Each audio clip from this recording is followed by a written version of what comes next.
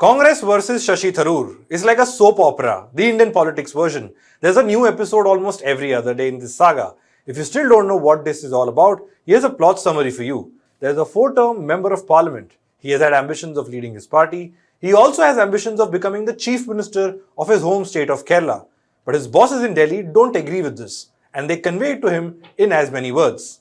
Then, this ambitious senior MP starts defying his own party line openly. Naturally, the party's top brass is upset with this behavior. So their spokespersons and other leaders keep taking jibes at this MP, keep calling him out publicly by saying all sorts of things.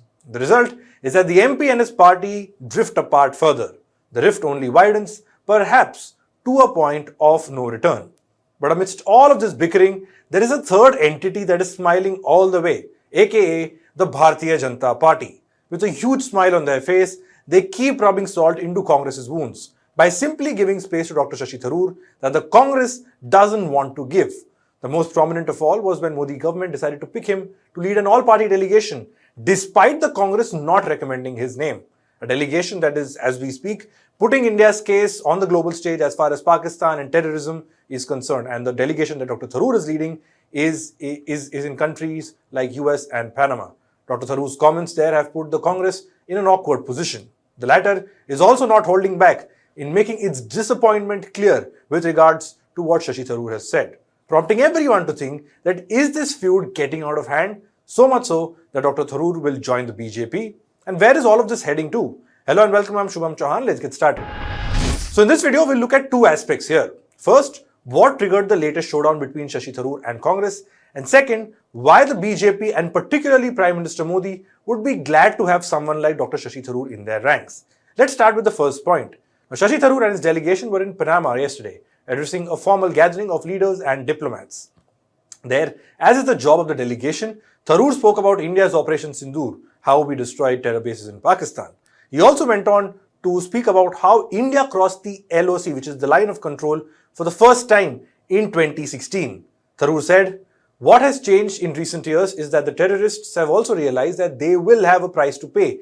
On that, let there be no doubt. When for the first time India breached the line of control between India and Pakistan to conduct a surgical strike on a terror base, as a launch pad, the Uri strike in September 2016. That was already something we had not done before. Even during the Kargil war, we had not crossed the line of control. In Uri we did, and then came the attack in Pulwama in January 2019. This time, we crossed not only the line of control, but also the international border, and we struck the terrorist headquarters in Balakot.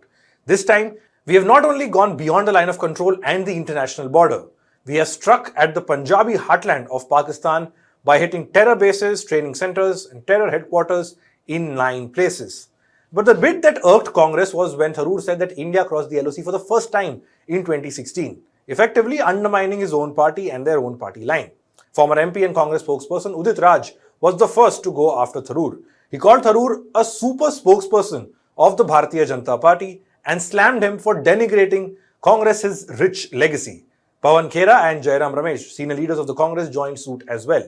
Now, Congress on its part has always countered this claim by the Modi government. Congress says that they, as in the UP and the Congress, has done strikes as well, but they haven't publicized it. In 1965, Indian forces entered multiple points in and around Lahore. That had led to a brief and intense standoff. In the 1971 war, India's win against Pakistan led to the creation of Bangladesh from East Pakistan. Even clips of former Prime Minister Dr. Manmohan Singh saying that there were surgical strikes in his tenure between 2014 and 14, but these strikes weren't publicized.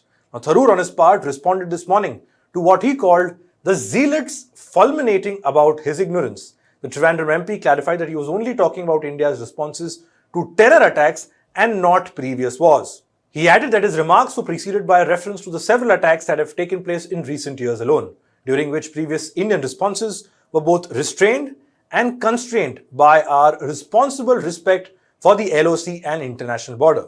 So that was it. But the crux of the argument here is how the MP, that is Shashi Tharoor, is repeatedly straying from the party line. And this is not just an isolated instance. This has been ongoing for weeks now. And there is some merit to that argument as well. Look at this excerpt. It is from Dr. Shashi Tharoor's book in 2019, which was called The Paradoxical Prime Minister.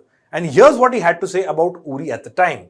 The shameless exploitation of the 2016 surgical strikes along the line of control with Pakistan, and a military raid in hot pursuit of rebels in Myanmar as party election tool, something the Congress had never done despite having authorized several such strikes earlier, marked a particularly disgraceful dilution of the principle that national security issues require both discretion and non-partisanship.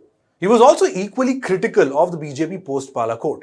The ever-articulate Tharoor had called out the BJP for profiting from the airstrike in Balakot, so critical of the Modi government's operations against Pakistan then, and now, contrary to that, he cannot stop praising the Prime Minister and the government on Operation Sindoor. Yes, all three of these operations were in national interest, but how come two of them are slammed and the third is being praised? Which of the two is real or right for that matter? Because calling this change of heart of Dr. Tharoor contradictory wouldn't be a wrong assumption to make. Now let's come to the second aspect. Where is this Shashi Tharoor and Congress equation going? Will Congress throw Tharoor out, or will the latter exit himself like so many leaders have? All of this is conjecture at the moment. There is no official word on that. Tharoor has said in the past that he won't join the BJP. Some reports say the Congress would ask Tharoor to explain this contradiction and the comments he made in Panama once he is back. So we'll see how that pans out. But regardless, there is a lot of chatter. For instance, Sanjay Jha, former Congress spokesperson, put out a detailed post on X. His headline was, Shashi Tharoor and Congress can do without each other, but they need not. In the post, Jha staunchly defended Tharoor, citing his impeccable record as a parliamentarian and how he is an asset that the Congress shouldn't lose, and he's made that point repeatedly. He suspects that there was or may have been a communication breakdown between Tharoor and the top leadership of the Congress party. And this, he says, can be resolved over a cup of tea or coffee. Basically, a warm conversation where the two sides sit across the table and iron out all misunderstandings rather than allow the BJP to take advantage of the situation. He adds that the internal debate within a party must be encouraged and that it should be the Congress that should be large-hearted about differing views. Now here's a counter-argument that has been talked about many a times. Where would the opposition be if their own MPs start siding openly with the government in the name of differing views within the same party? The job of the opposition is to hold the government to account. Yes, there are times like Pahalgam where the need of the hour is to stand with the government, but that's in some cases. But when an opposition MP keeps singing a tone which is more soothing to the ruling party, what should one make of it really?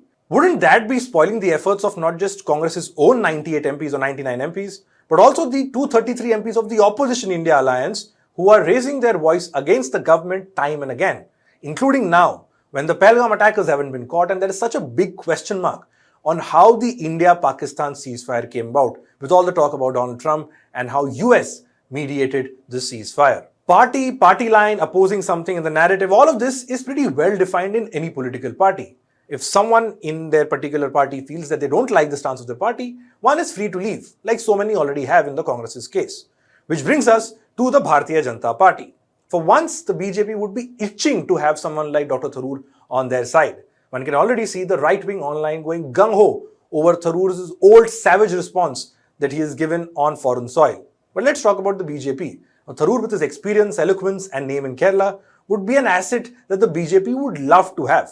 Because currently, this is the level of oratory and public speaking of some of the ministers of the Bharatiya Janata Party. और ये engine नहीं है, केवल चलता फिरता computer centre है, data centre है. कोई नॉइज नहीं इसमें, कोई वाइब्रेशन नहीं. पायलट का कैबिन एसी, अंदर एक टॉयलेट भी है लोको के इंजन के अंदर. और एक बहुत इंटरेस्टिंग बात बताऊं, जब गाड़ी चलती है तब तो ऊपर तार से बिजली लेती है, जब ब्रेक लगता है तब ये इंजन जनरेटर बन जाता है और ऊपर तार को वापस बिजली देता है. ये है आधुनिक तकनीक का कमाल.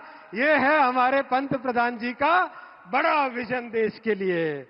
साथियों, दाहोद में ये जो इंजन बना है, ये हाई क्वालिटी और कम दाम.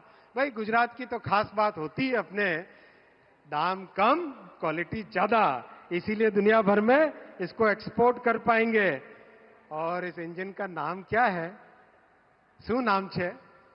D9. D9 मने Dahod 9000. Dahod 9000. That was Ashwini Vaishnav, Union Minister from the Bharatiya Janata Party, and he has two portfolios that he has as far as the Union Cabinet is concerned. And he was speaking in Gujarat's Dahod a couple of days back. But that one shot of Prime Minister Modi with a straight face did say 1,000 words. It also became, this speech of Ashwini Vaishnav and PM Modi's reaction also became the subject of a lot of memes online. It's almost like when a boss is seeing his colleague make a fool of themselves, embarrass the boss, and also embarrass the company in front of a huge crowd, to a point where the boss cannot do anything but just watch on helplessly. And if you keep this as the yardstick, that the speech that we just showed you, Dr. Tharoor in the BJP will definitely be an upgrade, if not for anything else, but for oratory. But this is not to say that Dr. Tharoor is going to jump ship in a few days' time, or that's going to happen immediately once he comes back. We'll have to, like I said, wait and watch for all of that. But given his repeated run-ins with the Congress, the top leadership, where exactly does Dr. Shashi Tharoor fit in the Grand Old Party's current scheme of things still remains unclear. That's all we have for this report. Thanks for watching.